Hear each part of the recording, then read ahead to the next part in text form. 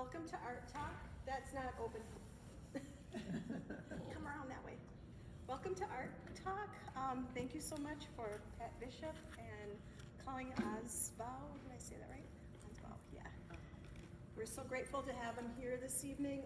The show has been joy to see, and I know some of you have been here before to see it and really enjoyed it. So it'll be great to hear some more about their creativity and how they do their artwork. So thank you so much. And would you like to start? Okay, I'll start. Because Colleen has all of this stuff she wants to show you later, and I'm going to be fairly quick. Because I don't really enjoy getting in front of people, but I mean, after I get here for a while, I get better at it. I'm better doing the walk around in the gallery. So my name is Pat Bishop. I'm originally from the Appleton area, but right now we moved up to Shawano, and we've been up there for like 8 years, and really enjoy living up there on the lake since I've retired. I've been sewing since I was probably about this high. Begged my mother to use her sewing machine when I was 10 years old, and have been sewing ever since, off and on. Along the way, I've also done some rosemaling and watercolor painting, and in the pandemic, I started doing acrylic painting, but always still with the textiles in mind, and using the watercolors and the acrylics on fabric as well. So that's been kind of interesting. I have a couple different styles. Like I said, I did do the watercolors and the acrylics. And when I'm doing the watercolors, I start out with a plain piece of fabric, just one piece of white fabric, and I do the black outline stitching, and then I go back in with watercolor paint and aloe vera, which keeps the watercolors from spreading where you don't want them to go, because otherwise they would just do what they want to do. And you're going through, if you're a sewer, you kind of know if you get something on that batting and on that fabric, it's going to spread. And if you've got white fabric, you know, it's a lost cause, might as well give up. So that was a learning experience. Do you paint it on? Yeah. No, the aloe vera, how? Oh, the aloe vera you mix with the watercolor paint and the water. So it's kind of a combination of the paint, the water, and the aloe vera. So it's kind of like a gel. Yeah, it's a gel, and it kind of. Can everyone hear okay? Or would you rather have can you hear okay? No? Can you use the microphone? Is it okay? Do you want me to use a microphone? Yeah, I guess there's some that said they couldn't hear as well. Thank you. Is it turned on? Yeah. Hello? Can you hear me? Is that better? Okay. Thank you.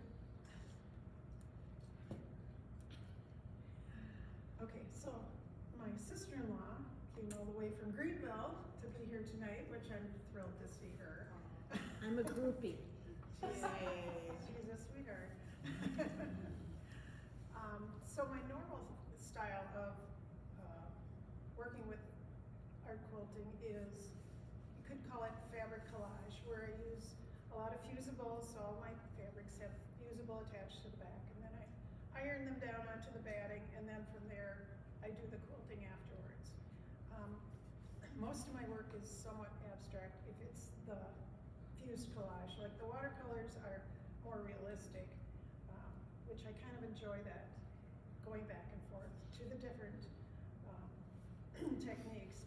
But the fabric collage, my pieces, if you look, they're all kind of, before I fuse them, they're chopped up, so everything is not rounded curves. They're all pretty well straight cuts, and if I find myself making rounded curves, I know that I'm trying too hard and it's not what I want to do. So that's basically it. And then I go back in and do the machine quilting afterwards. And basically everything I do is by machine. I don't do any handwork other than the painting. And I've been doing traditional quilts since too many years to count, 50 years, which I hate to say that, but it's true. And I've been doing the air quilting for the last 20 years.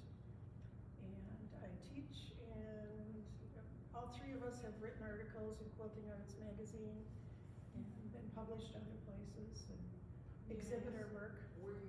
Where you teach or something? Oh, In the Shawano area, in the Bay Area? Where could we get classes? Cedarburg. Got one coming up this year in Cedarburg, a 2-day class. At the Quilt Museum? Yes. Is your microphone turned on? Yeah, I think so. There. It's where I hold it. If I hold it right here, that's good. Any other questions? Where does your inspiration come for a piece? Most of my inspiration comes from my photographs and from nature. So I'm a big nature person, and I do a lot of birds, which you may have seen. There's some birds out there. Trees, nature mostly, and it's mostly from photographs I've taken with I always have my camera with me and always taking pictures, and that's basically where it starts. But I tend to, so when I'm doing my abstract fabric collage, I'm trying to simplify and just get the essence of what I'm looking at, and I'm trying to create memories for myself, or that's kind of how I look at it, is if it's something I'm going to make an art quilt out of, I'm trying to maintain that memory. It's kind of a way to keep my memories. And that's all I can think of right now. Colleen, you want to take over? Sure.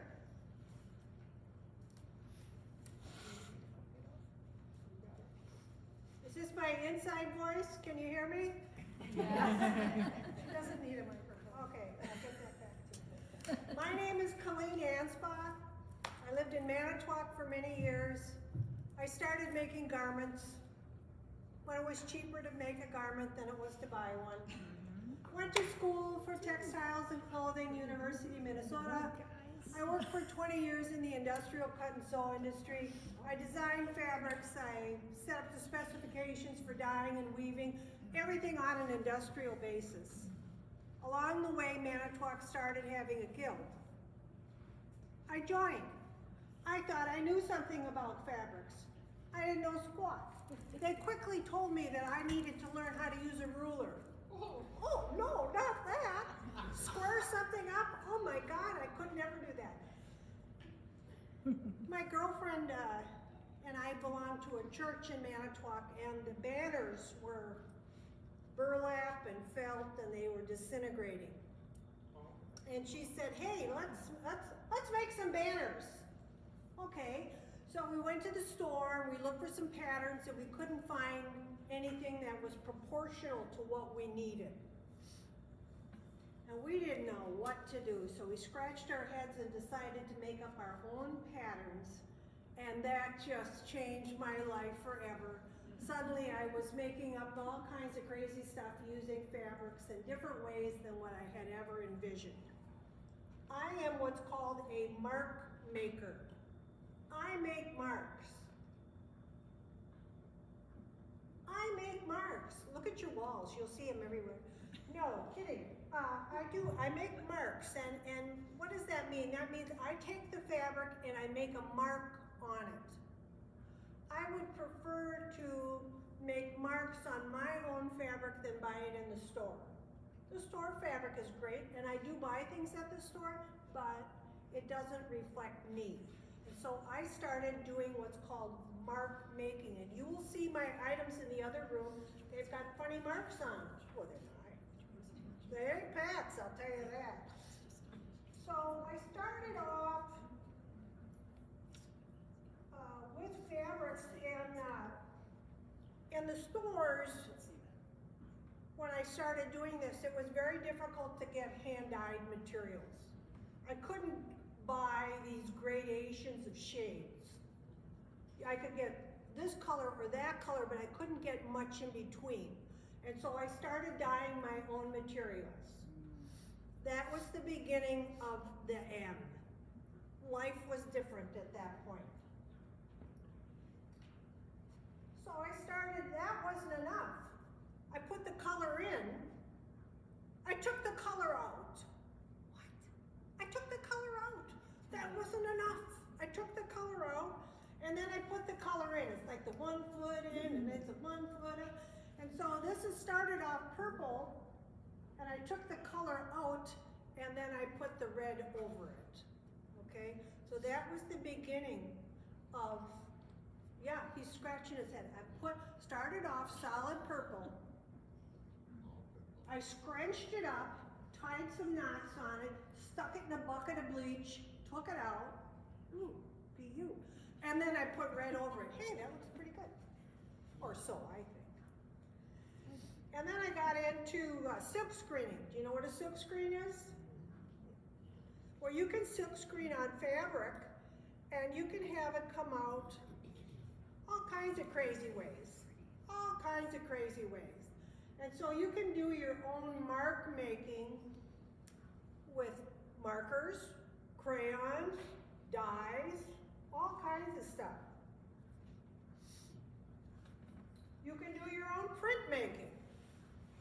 You can start doing print making on cloth. And it takes on a whole different appearance, a whole different look, a whole different way of behaving. What did you use to make the print?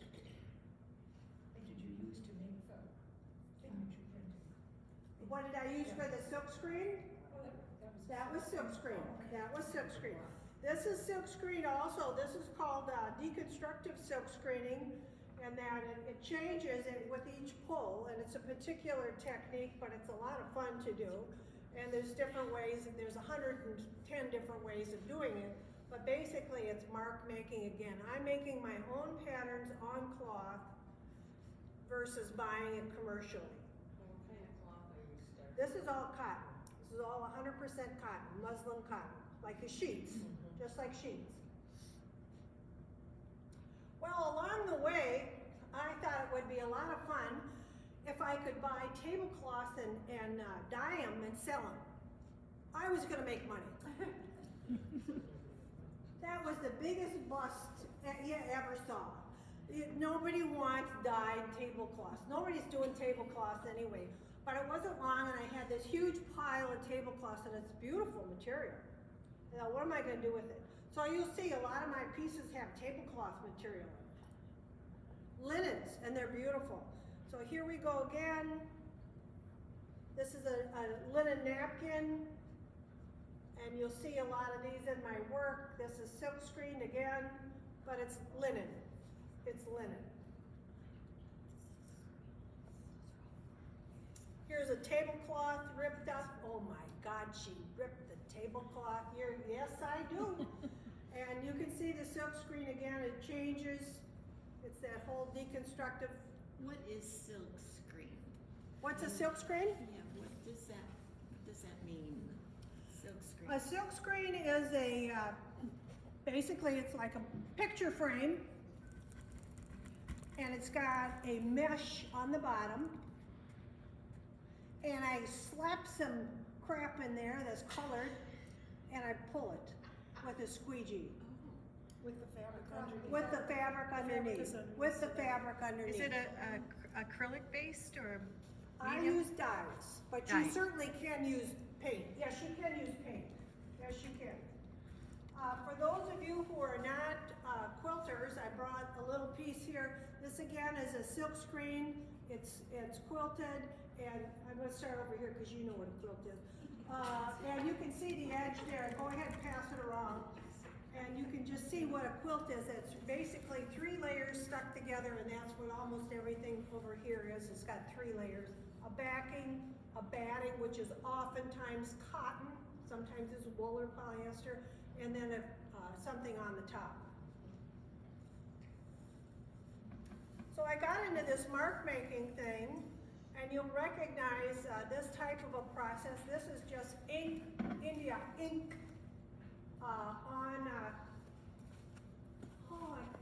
she ripped up my jacket. I get them at the thrift shop, and I cut things up, repurpose them. Especially if they've got holes or stains on them, I don't really care, I can work around it. But you can see that this technique is all over, there's a bunch of it all over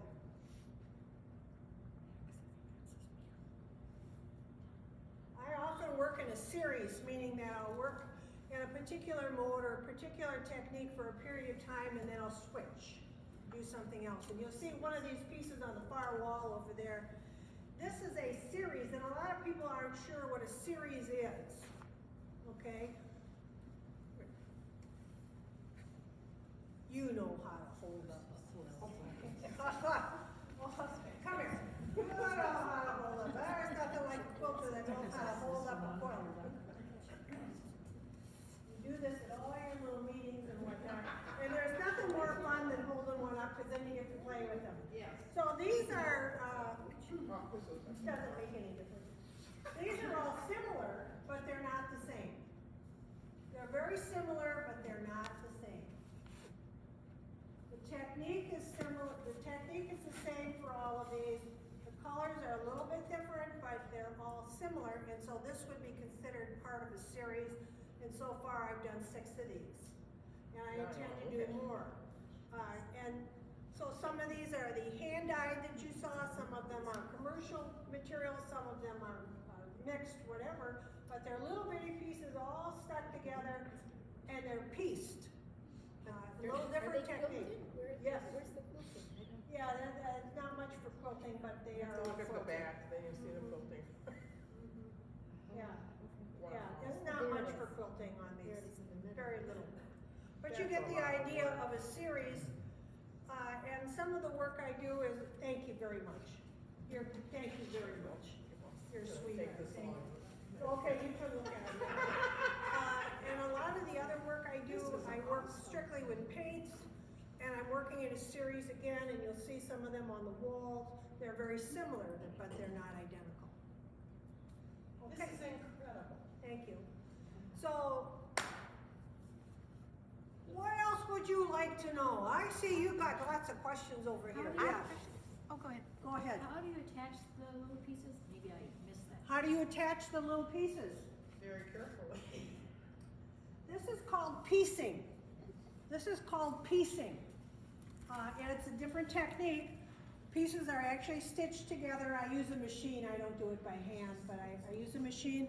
Put 2 layers together. Put 2 more layers together. Put 2 more pieces together. It's all They get smaller and smaller, and I cut them up because, you know, nothing's ever good enough. Whack, cut them up, and away you go. So how long would a piece like that take you? Several days. That's all? Yeah, I was Because I already have, all my mark making is done, all my hand quilting is, all my hand dyes are done. But after a while, you get kind of fast and furious, you know, you really have a good time. Do you have a, on that one piece of paper, she had 8 on it. Yeah. Is that a subliminal message? Did you get something from, or is it? She wants to know if that's a subliminal message. Not really. I turn the radio on, and if I hear a word, I write it. No, there's nothing secretive about it, nothing, you know, music's going, oh, that was a good word, write a word. No, there's no particular rhyme or reason. Yeah. How do you select your color palette? How do you select your color palette? That's a great question. Some of these they're similar, but they're not the same. I do have a unifying feature in these, and that is black. And then I'll pick out some materials that I really like, this orange, yellow, whatever this is. And I go, okay, what's the opposite of that on the color wheel? Well, it might be green. Oh, okay, purple. And that's about as far as they go. I throw the black in and I pick out my I have a big pile of stuff and go, oh, that looks pretty good. Oh yeah, PU, that goes back. So you just start playing. Just start playing with it. Okay? intuitive. We ready to go in the other room? Yeah. Okay. Color up there.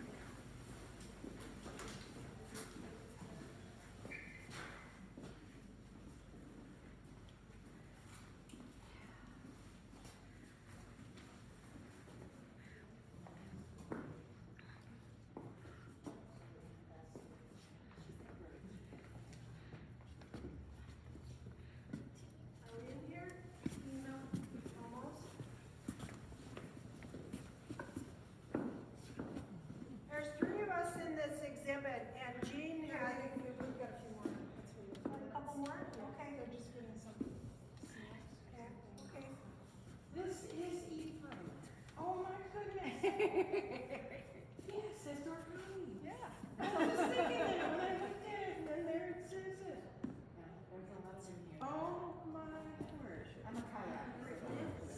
Yep.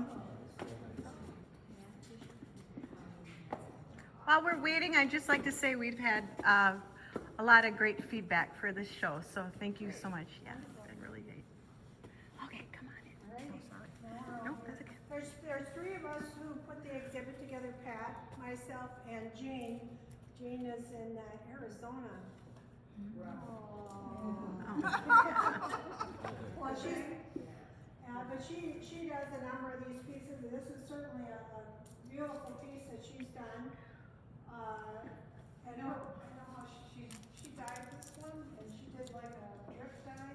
So when she dyed it, she had it on its end, and then she would pour the dye and just let it come down. Ooh. So I really love this piece. It's very heavily quilted on by machine. This was part of a diptych, so there were two of them very similar. And the other one, I think she entered both of them into Quilt National, which is a really huge, prestigious art quilt exhibit that they have every other year at the Dairy Barn in Ohio. And the other piece that she entered did get accepted in Quilt National. So, and she sold it like the night of the exhibit. So. Is that Mary Ann Farms in Ohio? No. That one? Okay. No, the Dairy. Iowa, I'm sorry. Oh, okay. Wrong. Yeah. It's by Akron, Ohio. No. Nancy Crow. Oh, wrong. Sorry, I was in the wrong state. Yeah. And these are two of Colleen's pieces. So Those you are can talk mine. about them. And you'll notice that mine are, Oh, no, go ahead. I'm using I'll say a luminescent technique, meaning that I don't have white for white in there, and I don't have black for black in there. I have a limited range of values. So when you look at my work, you'll see a limited range of values, meaning it's not that bright white, it's not that deep black, but somewhere in between. So on a scale, a gray scale of 1 being white and 10 being pure black, I'm in the middle. Well, you carried it off very successfully. Some you paint Beautiful. first and then quilt, and then there was another one that was quilted first and then painted. Yeah. So, Kind of flip-flop back and Yeah. forth, what's going on. Okay. Yeah. and that's oil paint then? These are acrylics, but you could probably use anything. Does that follow up the machine at all to stitch over the? It does, she said, does it mess up the machine? It does not, because I'm using a material that's kind of like Tyvek. Oh. Okay, I'm not painting on cotton sheet material, I'm painting on a non-woven, a picker-upper. Yeah. It's like if you get a package in the mail and you can't rip it, Yeah. like a FedEx package, that's what Tyvek is. So, And then I'm stitching Same- through that, same just size. like you saw those other samples. and Tyvek itself is not thick, No. too. It's like paper thin, so it doesn't tear. We'll start over here. That bought the original one she had been to the Galapagos Islands, and so she said she had to have that quilt. So then she told me she had a picture of a blue-footed booby, and I asked if I could use it, and she said yes. So this is her picture. And the reason I did the bluefoot booby in the beginning was because that's one place I'd always wanted to go, is the Galapagos Islands. And this was during the pandemic when, you dream where you'd like to be. And so this is a fused piece. And parts of it, I do a lot of hand dyeing, I have done a lot of hand dyeing myself, but I'm still using it up, and I haven't had to make any for several years. I use a lot of different textures. There's silk in here, and there's linens, tablecloths, recycled materials. This was some hand-painted black fabric. That worked out great because that's what happens to the rocks on the Galapagos where the blue-footed boobies are. But it's not perfect. If you look at it, it's No, not there's some that go up, Yeah, you're not. but still. But it gives it the that's texture that Yeah, you want that way. right. And I use a really fine thread, like 100 weight, where normally a lot of people will use a 40 weight. Oh, Yeah. But the 100 weight is very fine, and I like that because I'm not interested in seeing the thread, I just wanna see the texture that it creates when you do all that quilting. But that is just incredible. Okay.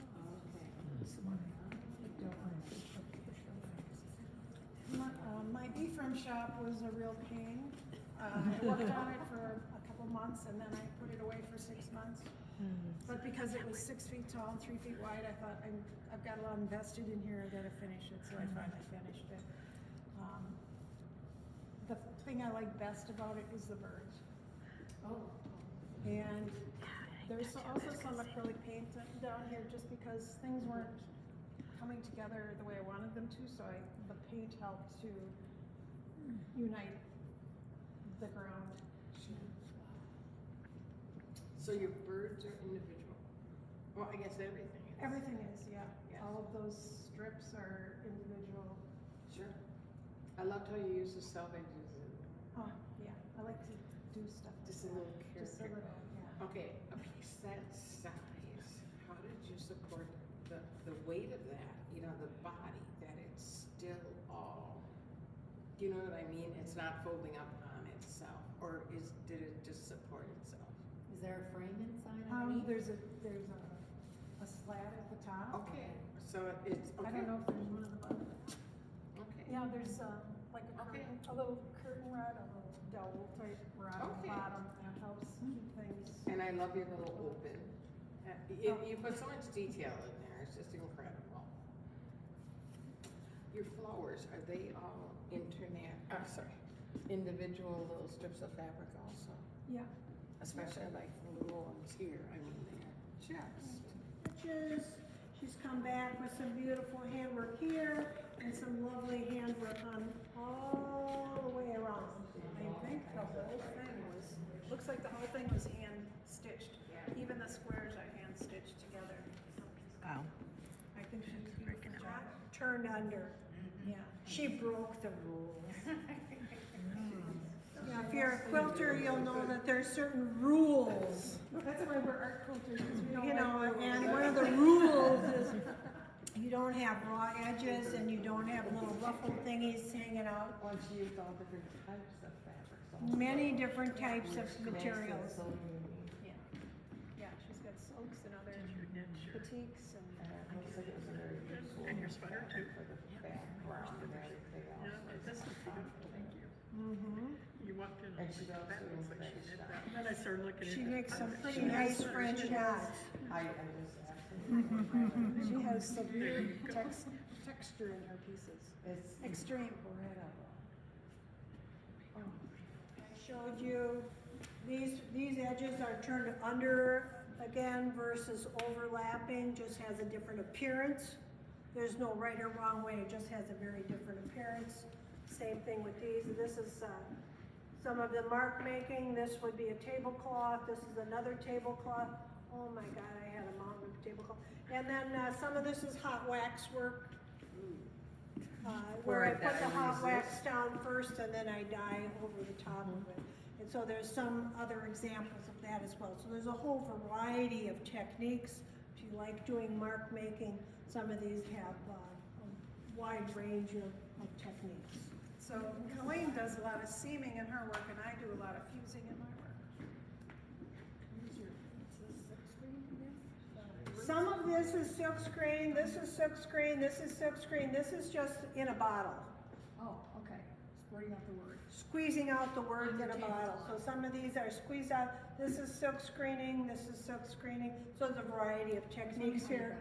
This is discharging, bleach on top, spray bleach on top of a dark cloth. Many different variety of techniques, but some of this is like cut. This is bleached, discharging, taking the color out. So a lot of different techniques.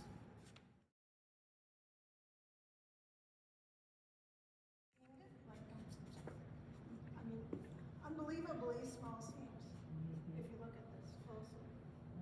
And it looks like there's probably some fusing of the bigger pieces, and again, she's got hand stitching on there, lots of detail. She calls it mushroom frittata. Now that grass, how did you do the grass? How do you? This is jeans. These are jeans, yeah. She's labor intensive. Very labor intensive, and I'm gonna guess that behind here is, some kind of a cushioning material. She probably has a couple layers of batting behind there. Oh, Pull to it forward. give it, okay, Because okay. you'll see it has a shape to it. And to do that density of Do you stitching think would it's be a just like, pain. just stitch, just one big stitch, keep going round and round, cause I there's would like, imagine you come up here, you go there, you come up here, you go there, you come up here, you go there. And a lot of this is that heavy, you'll see a transition from, more flat work. This is be more of a transition piece. And some of this is this, wool rovings. sure. Wool rovings She's even got strips of fabric. stuck in there as well. Yeah. But it's not quilted, you know, it's not sewed down. It's 50-50. Little, but I mean, if you look at it, you can see Right, there is some. just stop and have them, But in the if you look middle. at the bottom, it's really got a lot of depth to the bottom. Yes, and you see that she's really getting into the three-dimensional work. I know,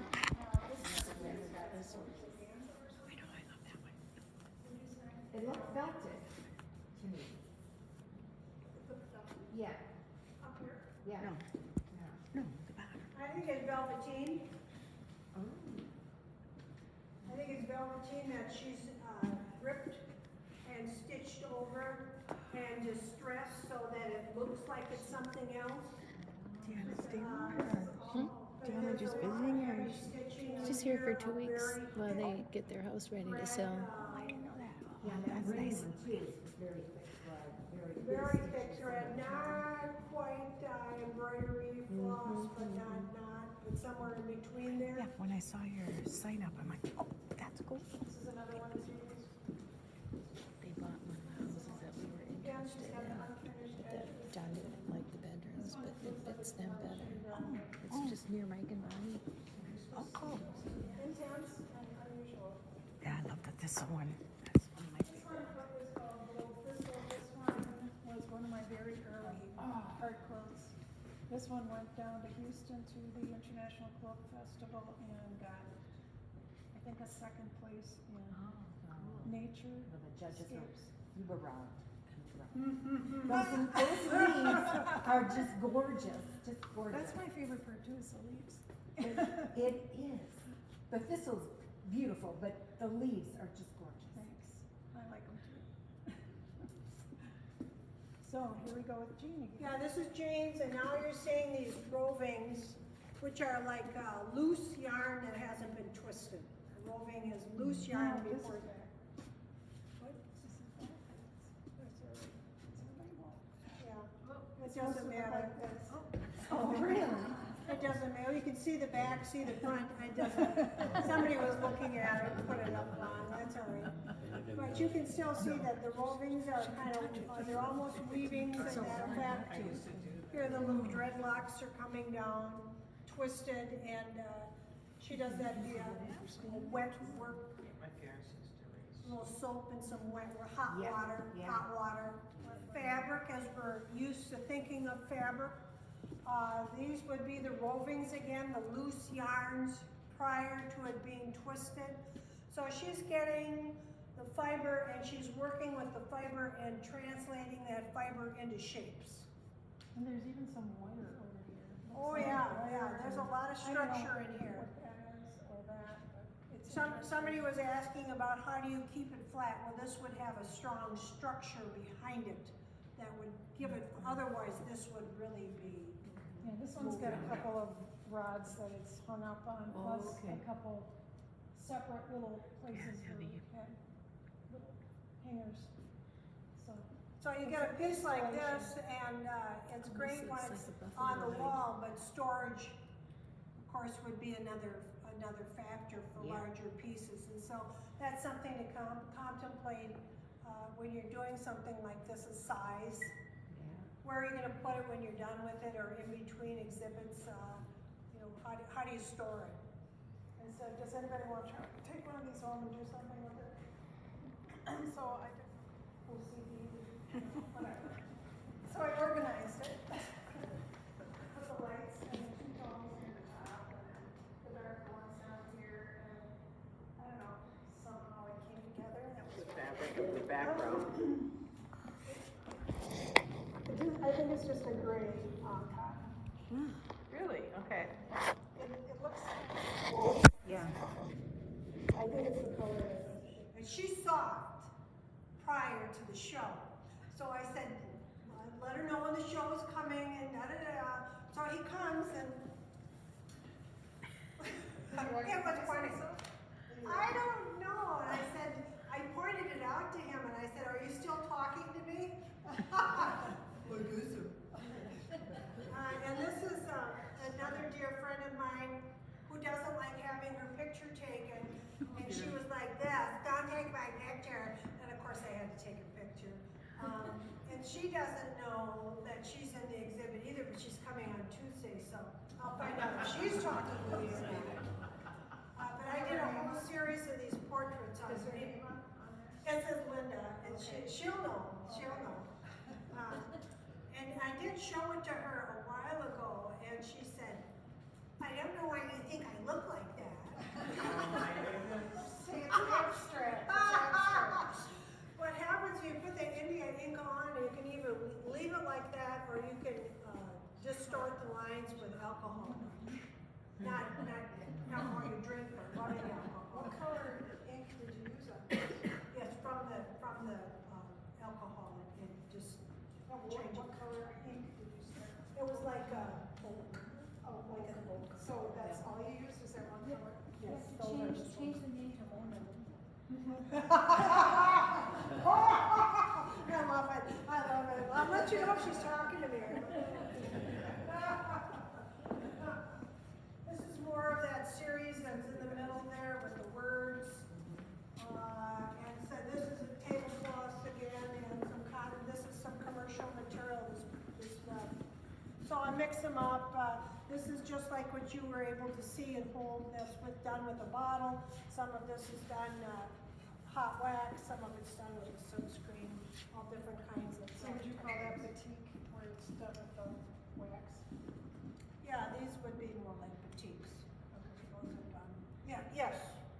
Yes, the hot wax could be considered a batik. Okay. Yes, you could. Yes, you could. There's different ways of doing it. This is jeans, again. And you can see she's got this wool that she stitched down and pulled apart, and she's starting to fuse them together, and lovely handwork all the way around the outside. I'm sure she dyed that material. Looks like it's hand dyed. Is it a grunge? Oh, it's a grunge. What do I know? Whatever. It looks like it's. Yeah, it does. And here's another one of jeans, heavily stitched, that raw edge around the outside, felting, lots of wool, French knots. I think she's always experimenting. Yeah. I like all the little dots all over.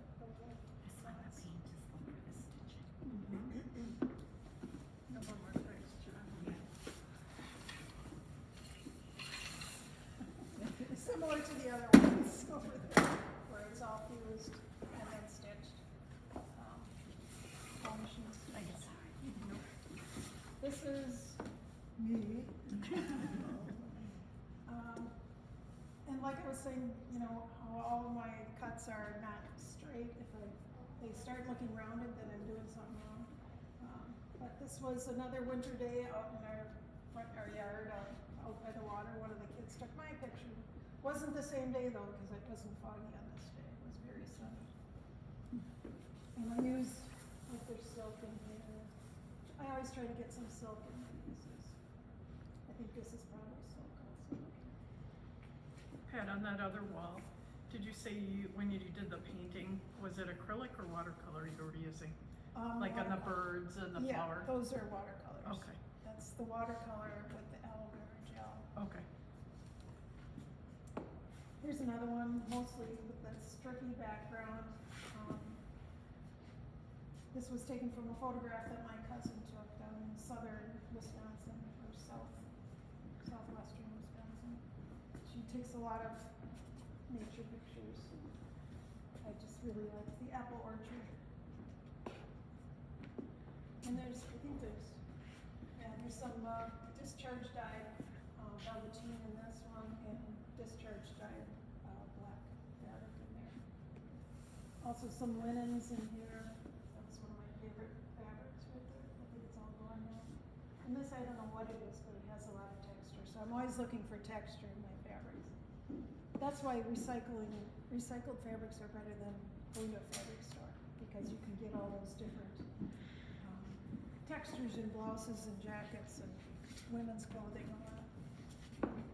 This is one of two acrylic painted ones where I just did the abstract acrylic painting and then afterwards went back in and, well, there's some stamping in there too, monoprinting, and then just went back in and heavily quilted it. This is one of Jean's pieces. I'm not sure, I think it's fabric, yeah, it is fabric, but she's done a lot. She's done something to the edges to make it look like a map, and then she's done some decorative stitching on the background, and it's all on an angle, and then she's got these cute little choppy chunks around the edge. So very different, very unusual. And this is just another one similar to this one, acrylic paint and some stamping. And this is nutmeg. Same technique as the others. This one my daughter claimed, so this one is not for sale. And my self-portraits thing. One of the kids is getting that one, and there's another one. The other daughter's getting. Pat, on that one, did you start with the eyes? Or how did you start on that? No, I didn't start with the eyes. I think I started with the top of the head, the horns, Okay. and then just kind of worked my way down. But the eyes are normally pretty important, and I tend to get those in fairly early, because if the eyes don't look good, it's might as well give up. This one is called Maidenhair Fern, inspired by a walk in the woods up north, when you go in the deep dark woods, and you look down and you see these maidenhair ferns. They've got these very skinny black stems with this really vibrant green leaves, and against the dark black earth.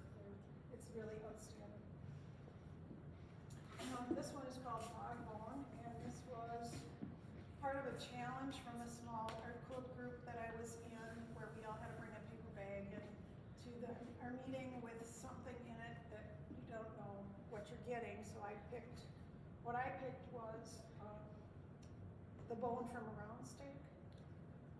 So this is called dog bone because that bone was meant for Greta, who brought in the dog bone, or brought in the round steak bone. The bone was meant for her dog, but she brought it in for the challenge. I was not thrilled to get that. What do you do with that? I see it. That would have been great marking. It's great. That, you talked about marking, a bone would be a good marker, right? Yeah, you could great mark like a stamp.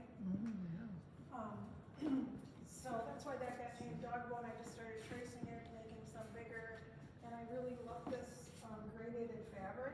So you can see it starts dark at the top and gets light, and then I flipped it, and then there's what's laying on top is getting dark at the bottom and going like that.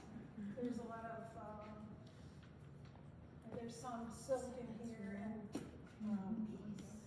this satin stitching, which I don't do at all anymore, but that was back then when I was trying different things. This one also went to Houston and got an honorable mention in small abstract. I'm gonna get a close I don't know, I can't imagine how long that took to do. And this is another one of Jean's with all of the rolling. And she's also done some sheets. The definition of leaves. I think we can safely say most of Jean's items have a woodland palette. Yeah, nature inspired. And very nature inspired, a very warm color palette. She likes the Whooper, so that's a whooping crane from a picture my cousin Mary Kay took down in Baraboo at the Crane Center, Crane Foundation, yeah. And I like birds, I like cranes, so, That is gorgeous. thank you. And then this one is called Black Skimmer and His Royal Entourage, because I think these are called royal terns. Sorry. And that's called a black skimmer. This is Apple Orchard 2. Was from a photograph I took